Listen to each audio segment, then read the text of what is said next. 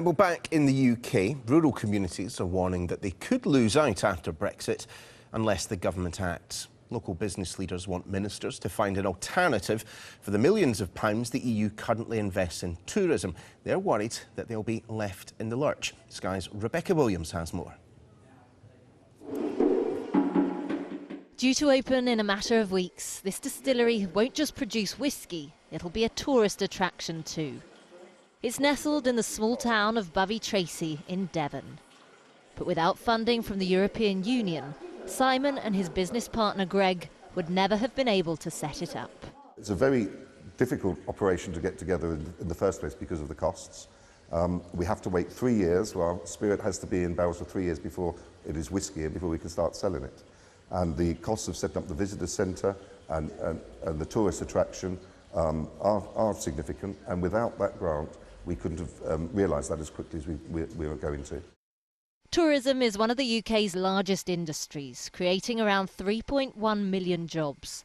Last year, the European Union contributed around £80 million to rural tourism businesses up and down the country, whilst UK national and local government funding fell considerably from £197 million in 2008 to just £71 million last year.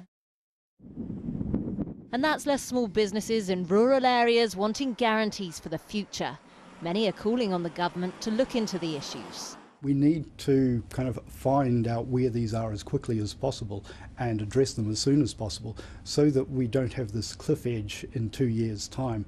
The sooner that we can identify the issue and come up with a replacement scheme, the smoother the transition will be, and the better, for it the rural economy will be as well. Money from the EU has in the past been used for things like advertising, staff salaries and buying property that all help local businesses to grow.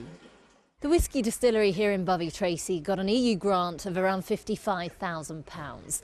Local communities like this depend on tourism.